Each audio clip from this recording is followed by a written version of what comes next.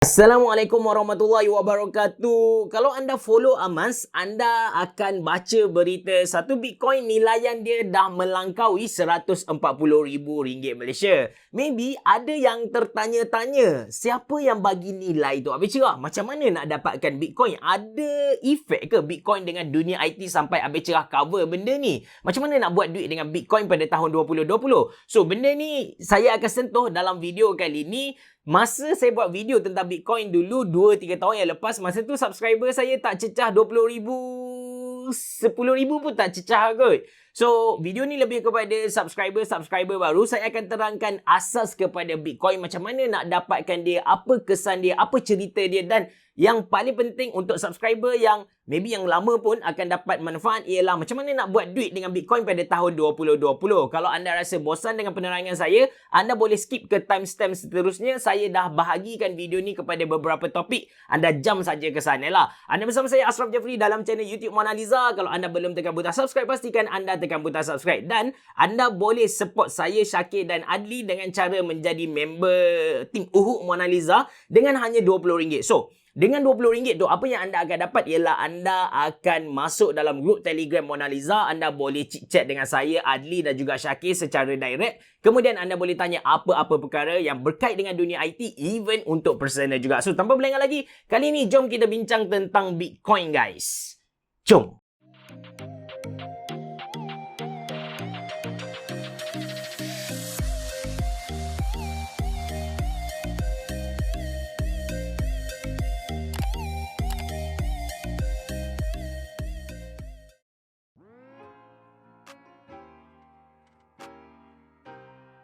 First sekali, apa itu Bitcoin untuk siapa-siapa yang tak tahu kan? So, Bitcoin ni ialah satu bentuk mata wang digital ataupun kita panggil dia sebagai cryptocurrency. Dan anda kena tahu dalam cryptocurrency, dia bukan ada Bitcoin saja, dia ada juga Ethereum, dia ada Stellar dan juga ada banyak lagi lah. Macam contoh lagi, kita ada Razer Coin. Sama juga dengan mata wang kertas yang kita ada di hadapan kita. Kita ada Ringgit Malaysia, kita ada Japanese Yen, kita ada Indonesia Rupiah, kita ada American Dollar lah. Cuma Bitcoin ni dia macam sama dengan US dollar sebab dia diiktiraf di mana-mana saja kita pergi. Untuk pengetahuan anda, ni siapa-siapa yang tak pernah pergi Jepun, kalau anda ada ringgit Malaysia, anda pergi dekat Jepun, anda nak tukar ke mata wang yen, anda tak akan dapat buat benda tu. Sebab apa? Sebab Japan tak benarkan benda tu berlaku lah. Tapi kalau anda ada US dollar, anda pergi dekat Jepun ke, pergi dekat Indonesia, Filipin, Malaysia, mana-mana tempat kita boleh tukar ke mata wang tempatan. Sama juga dengan Bitcoin. So Bitcoin ni dia pergi dekat mana-mana, dekat wallet mana-mana, kita boleh tukar dia, kita boleh trade dia, kita boleh guna dia.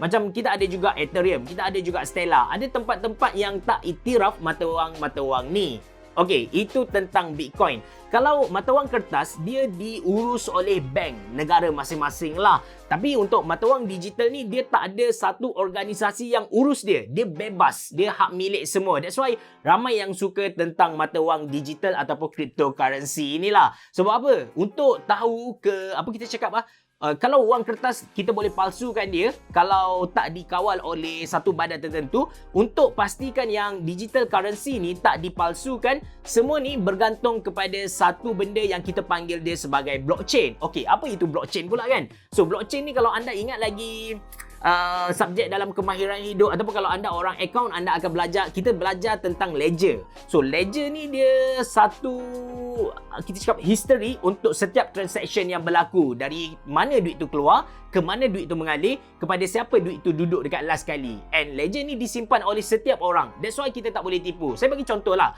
Okey, katakan Samad yang jumpa Bitcoin ni, Samad dia bagi dekat Abu dia bagi dekat Ali, and semua ni dicatat dalam satu nota lah. So Samad pun tahu, okey, aku jangan jumpa duit ni, aku bagi dekat Abu bagi dekat Ali. Ali pun sama. Ali dia punya ledger pun dia tahu, okey, Samad yang jumpa duit ni, dia pass dekat Abu, lepas tu Abu pass dekat Ali. Ketiga-tiga orang dia simpan ledger yang sama, dia simpan history yang sama, jadi tak berlaku penipuan dekat sini. Katakan datang seorang yang kacak bergaya, nama Abel Cerah. Tiba-tiba dia bagi tahu yang Samad ada bagi Bitcoin dekat aku. Tapi bila Abu, Ali dan Samad cek, tak ada pun Abel Cerah dekat sini. Abel Cerah tipu. So Abel Cerah akan kena buang macam tu sajalah. So ini kita panggil teknologi Bitcoin, teknologi blockchain. Blockchain ni bukan saja digunakan dalam cryptocurrency. Ada banyak lagi. Even dikatakan dalam isu Bitcoin, sebenarnya yang paling hebat bukanlah Bitcoin tu, bukanlah cryptocurrency, tapi blockchain tu. Sebab blockchain tu kita boleh guna dalam kehidupan seharian kita. Nanti kita cerita dengan lebih lanjut dalam video akan datang lah tentang blockchain ni. Sekarang anda dah tahu apa itu Bitcoin, lepas tu anda pun tahu macam mana Bitcoin ataupun cryptocurrency, digital currency ni diuruskan. Kemudian kita nak bincang pula tentang bagaimana wang digital ataupun Bitcoin ataupun cryptocurrency ni dihasilkan. Kalau wang kertas dia boleh cetak macam tu je, tapi untuk digital currency ni kita kena mining, kita kena lombong. That's why anda dengar istilah orang cakap mining Bitcoin. So macam tu lah. Untuk faham kenapa kita kena mining ni, dia sebenarnya anda kena faham dulu yang digital currency, cryptocurrency ni dia bukanlah dalam bentuk kertas, dia bukanlah dalam bentuk shilling, dia bukanlah dalam bentuk gambar berformat PNG, GIF ataupun JPEG, bukan.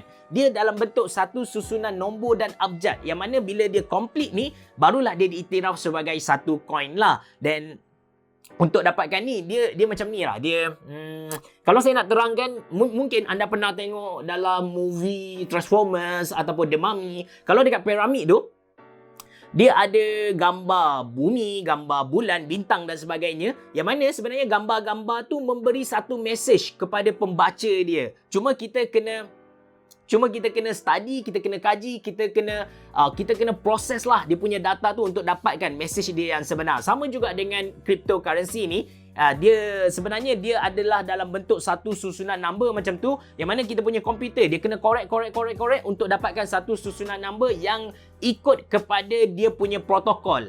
So semua number ni dia akan terikat dengan satu protokol. Protokol ni dia macam ni pula tau. Dia agak complicated sikit lah.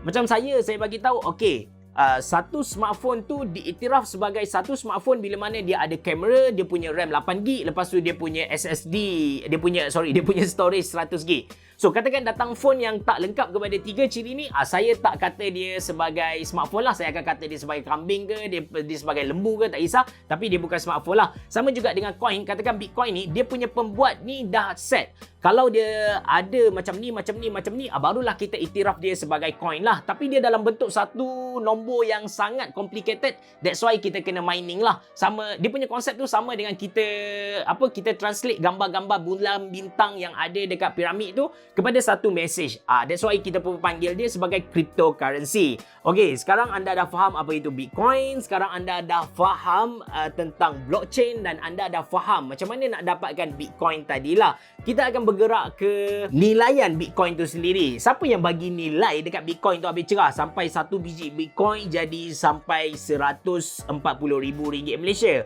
Untuk jawab persoalan ni, yang pertama kita kena tahu siapa yang guna cryptocurrency ataupun Bitcoin ni lah. Untuk pengetahuan anda, Bitcoin ni banyak digunakan dalam industri gelap untuk beli senjata, untuk jual dadah, untuk jual die box, untuk jual random untuk dapatkan duit guna ransomware. So sebab apa industri-industri gelap ni suka guna Bitcoin? Sebab dekat Bitcoin kan, dia bukan terlampau telus. Kita tak tahu siapa pemberi dan juga siapa penerima. Kita tak boleh nak trace. Kita just tahu alamat dia. Alamat ni bagi kepada alamat ni. Polis tak tahu alamat ni sebenarnya owner dia siapa. That's why Bitcoin ataupun cryptocurrency ni diguna secara meluas dalam industri-industri gelap ni lah. Okey, itu yang pertama, anda dah tahu siapa yang guna Bitcoin tu. Tapi anda pun boleh guna, tak ada masalah. Untuk hasilkan duit, anda untuk jana pendapatan, anda pun boleh buat lah sebenarnya. Yang kedua, anda kena faham nilaian ni sebenarnya siapa yang bagi?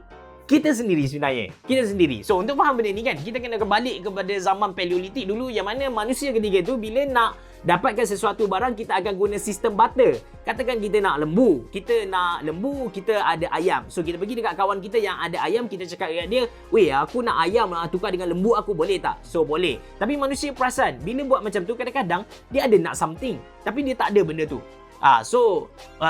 Barter tu tak boleh berlaku. Manusia pun cipta currency. Masa tu kita boleh bacalah dalam buku sejarah, ada currency daun, ada currency kulit kerang, lepas tu ada banyak lagi currency yang pelik. Lepas tu bila manusia dah tahu currency yang mereka guna tu bermasalah, macam contohlah kulit kerang tadi senang dikutip di mana-mana. Macam daun tadi, bila dapat 100 helaian daun, tak sampai sebulan daun tu pun dah reput, rosak. So manusia pun guna emas, guna silver.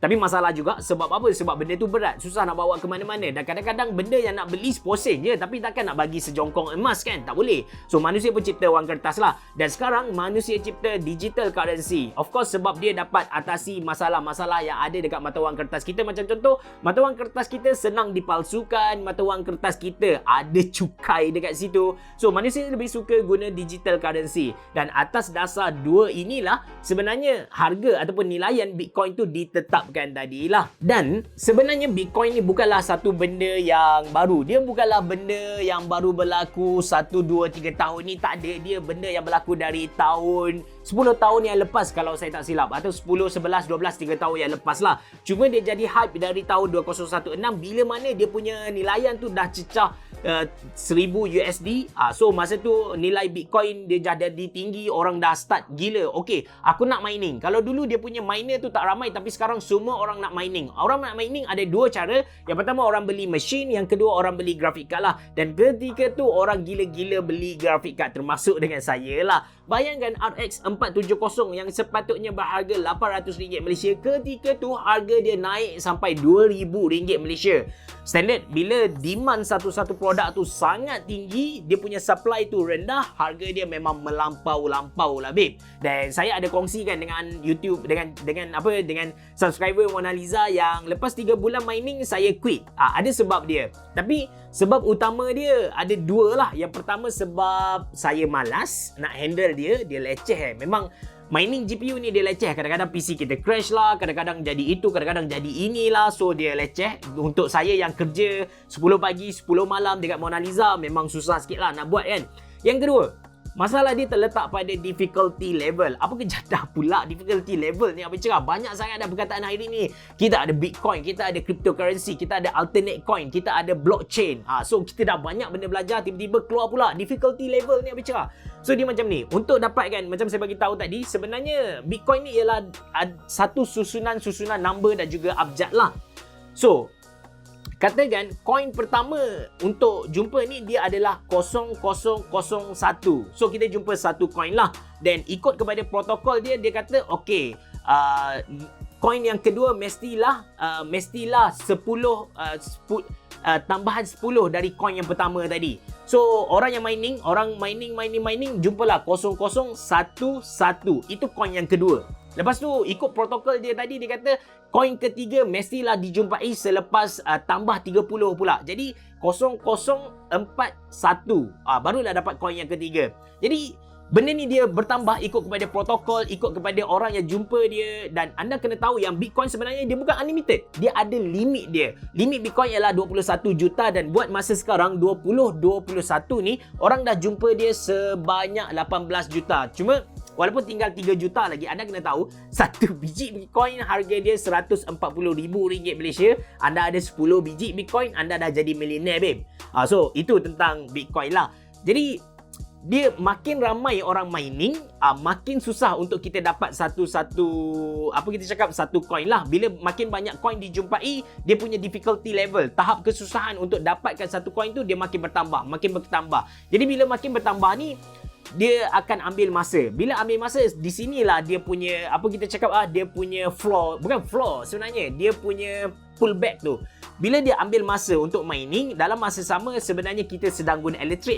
Makin tinggi elektrik yang kita, makin lama kita mining, makin tinggilah elektrik yang kita guna. Jadi dekat sini kita kena buat kira-kira, adakah pendapatan ataupun nilai coin yang kita dapat tu lagi tinggi dari bil elektrik bulanan kita. Kalau lagi tinggi tak ada masalah, tapi kalau lagi rendah maksudnya kita sedang buat kerugian lah sebenarnya. Jadi ketika tu bila orang dah tahu difficulty level ni tinggi gila, apa yang orang buat? Orang jual dia punya graphic card murah-murah, so untuk dapatkan modal balik lah. Sebab mereka maybe dah untung sebenarnya. Macam masa saya jual tu, saya pun sebenarnya dah untung. Cuma kita cakap tak untung besar lah. Walaupun kita beli graphic card tu dengan harga yang mahal, kita dah dapat balik modal. Dan bila kita dah untung sikit, kita jual lah. Itu saya punya style masa tu lah. Dan timbul pula persoalan, adakah mining pada tahun 2021 ni masih menguntungkan sampai saya tengok ada satu gambar tu dia susun banyak gila RTX 3090 banyak gila 3090 untuk mining. So untuk tahu sama ada kita akan untung ataupun tak kalau mining guna graphic card sekarang, anda boleh check benda tu sendiri. Anda boleh pergi dekat NiceHash, okey, anda buka profitability calculator, dekat situ anda masukkan graphic card yang anda nak macam sekarang, tapi first kali anda kena tukar currency ke Malaysia. So masukkan nilaian elektrik, kalau tak silap saya 21 kilowatt hour. Lepas tu saya pakai Nvidia RTX 3090. RTX 3090 ni kan sebiji pun dah cecah RM7,000 Malaysia. Katakan kita ni anak orang kaya, anak datuk yang dapat masuk kementerian tanpa kabel ayah. Kita ada 3 biji RTX 3090. Harian kita akan dapat sebanyak negatif RM332 Malaysia. Negatif Maksudnya kita rugi RM332 Malaysia setiap hari dengan RTX 3090. Habis cerah, kenapa orang still beli graphic card untuk mining sedangkan mereka tak akan buat untung? Okey, ada 3 sebab lah sebenarnya. Yang pertama, kemungkinan besar mereka bukan mining Bitcoin, tapi mereka mining currency yang lain. Mungkin Ethereum, mungkin Stellar, mungkin Razorcoin dan banyak lagi lah. Yang mana bukanlah coin-coin yang susah nak dapat seperti mana Bitcoin. So bila dapat ni, mereka tunggu harga naik, mereka jual. Itu yang pertama. Yang kedua, kemungkinan besar apa yang mereka buat ialah mereka sanggup telan kerugian ni. So, mereka rugi negatif 333. Katakan, kalau sebiji maksudnya dalam RM100 lah kan. So, sebulan mereka akan rugi sebanyak RM3,000 Malaysia. Mereka rugi RM3,000 Malaysia untuk satu biji 3090. Kalau 3 biji maksudnya mereka akan rugi dalam RM9,000 Malaysia. Tapi mereka percaya yang harga Bitcoin akan terus naik. So, mereka akan untung pada kemudian hari. Itu yang kedua lah. Yang ketiga, kemungkinan juga mereka alter elektrik TMB tu jadi lagi murah. So mereka akan untung lah sebab kerugian mining ni sebenarnya bukanlah pada kita cakap mesin tu rosak tu, jarang lah. Lagi-lagi dia ada warranty. Walaupun kita guna untuk mining, dia still ada warranty. Tak ada masalah benda tu. Tapi apa kita cakap, kos yang paling besar dekat mining ni pada elektrik. So apa yang mereka buat, ramai yang tukar bil elektrik tu jadi lagi murah. Automatically mereka akan untung besar lah. So itu tentang Bitcoin. Dan apa yang anda kena faham dari video yang panjang-panjang, oh saya lupa satu benda yang sangat penting. Macam mana saya seorang marhain nak buat untung dengan Bitcoin? Sebab saya tak ada duit nak beli RTX 3090. Saya bukan anak menteri kan. So, untuk buat untung, anda pun boleh buat untung. Tapi bukan dengan cara mining. Anda boleh buat untung dengan trading. Saya ada seorang kawan. Ini cerita betul. Sebelum saya buat video ni, saya cek fakta-fakta saya ni dengan dia dan juga saya tanya pengalaman dia lah untuk situasi sekarang. Dia ada 200 biji graphic card mining yang diberi nama P106. Maybe anda tak pernah dengar lah graphic card ni. Graphic card ni dia tak ada output Dia tak ada output display. Dia memang tak ada output display. Dia sekadar graphic card saja, tujuannya untuk mining lah. P106. Masa dilancarkan maybe dalam RM1,000 Malaysia. So dia ada 200 biji. Maksudnya dia punya modal tu ialah RM200,000 Malaysia lah. Lepas tu dia ada juga 20 biji RX 470. Gabung 200 biji dengan 20 biji ini, dia punya income bulanan dalam RM20,000 Malaysia. Bil elektrik dia dalam RM4,000 Malaysia. Lepas tu dia punya sewa rumah, sebab nak letak banyak-banyak ni dia sewa 2 biji rumah dalam RM5,000 Malaysia. So dia punya untung ialah RM11,000 sebulan lah. Kalau ikut memang dah untung. Kalau kita fikir balik ya. Kalau macam tu saya nak buat jugalah lebih cerah. Cuma anda kena ingatlah dia 200 biji. Dia 200 biji. Dia punya modal asal pun memang RM300,000 Malaysia lah. Kalau anda ada banyak tu tak ada masalah. Lagipun dia buat masa Bitcoin harga rendah dulu. So dia memang dah untung besar lah sebenarnya. Dan bila saya tanya dia bagi tahu sebenarnya dia pun bukan buat untung dari mining tadi. Apa yang dia buat, coin yang dia dapat dari mining tadi, dia akan buat trading. Dia akan beli coin-coin yang harga dia murah sekarang, then dia akan jual bila mana harga coin tu naik. Sebenarnya, fun fact, untuk apa kita cakap cryptocurrency, mata wang digital ni semua orang boleh buat lah. Macam saya cerita tadi lah, semua orang boleh buat. Cuma kita punya coin yang kita buat tu dapat pengiktirafan ataupun tidak. Dia ada nilai ke tidak. So apa yang maker kepada coin-coin ni buat, mereka akan bayar YouTuber, mereka akan bayar media untuk speculate, untuk naikkan harga coin mereka. Mereka akan minta YouTuber, weh aku bayar hang RM100,000 Malaysia, hang buat hang buat satu video 5 coin yang akan naik pada tahun 2021, kau letak aku nombor 1. Nombor 4 tu lantak kau lah, tapi nombor 1 aku. So, dia bayar YouTuber, dia bayar media-media untuk speculate news yang dia punya coin dia akan naik. Supaya apa? Supaya orang belilah. Orang beli. Lepas tu bila coin dia naik, dia jual, dia untung. So itu apa yang berlaku. That's why apa yang saya boleh cerita kepada anda dalam banyak-banyak, apa yang saya cerita kali ini ialah harga grafika akan terus naik. Itu yang saya yakin lah, harga grafika akan terus naik, bukan sahaja disebabkan masalah stok yang sangat-sangat berkurangan, tapi juga disebabkan permintaan dari golongan-golongan miner ni lah. Dan saya mungkin terlepas tadi untuk tutup bab macam mana kita nak buat duit untuk marahin tadi. Cara dia ialah dengan trading. Anda boleh download apps nama dia Binance. So Binance tu anda beli mata wang yang belum naik lagi, anda beli sikit-sikit, lepas tu bila dia naik anda jual. So dengan cara itu anda dapat ambil, kita cakap, kesempatan lah di atas trend Bitcoin ni lah. Saya just nak tutup video ni dengan saya punya pengalaman peribadi, yang mana sebelum ni saya pernah mining kan. Saya dah jual semua saya punya rig dan sebagainya. Tapi sebenarnya saya ada tinggal nilaian Bitcoin sebanyak RM800 dekat saya punya e-wallet, iaitu Luno. So, untuk anda tahu, cryptocurrency ni dia mesti disimpan dalam wallet dia tersendiri. Macam kalau wang kertas kita ada beg duit kita ada Posh, kita ada Coach, kita ada LV, kita ada banyak lagi kan beg duit kan. Tapi untuk mata wang digital ni, cryptocurrency dia ada wallet dia sendiri, macam contoh Luno lah. So saya tinggal satu Bitcoin yang nilaian, bukan satu lah, tapi Bitcoin yang nilaian dia RM800 ketika itu. Later saya check saya punya harga Bitcoin dalam tu dah cecah RM3,000 Malaysia. Saya dah cash out. Sebulan yang lepas saya dah cash out RM1,500, tinggal RM1,500 dalam saya punya wallet. Later saya check saya punya wallet ada RM2,000 Malaysia. So itu cara untuk kita buat duit dengan Bitcoin ni lah. Cuma nasihat saya macam biasa bila berkait dengan duit ni, jangan sesekali tamak. Itu saja dari saya. Saya harap video ni dapat membantu anda. Saya punya suara tekak pun dah sakit gila sebab panjang gila video ni. Saya harap video ni dapat membantu anda. Kalau boleh, sebab bila Bitcoin ni dia naik harga, orang akan ambil kesempatan, akan ada banyak money game yang akan tunggang Bitcoin ni untuk tarik pelabur-pelabur, lepas tu larilah. Sebelum ni pun kita ada banyak lah. Kalau saya sebut sini saya takut nanti saya kena saman. Tapi ada banyak money game yang menunggang Bitcoin untuk ambil duit player-player ni. So itu saja dari saya. Terima kasih kerana menonton. Bereboh. Jumpa lagi.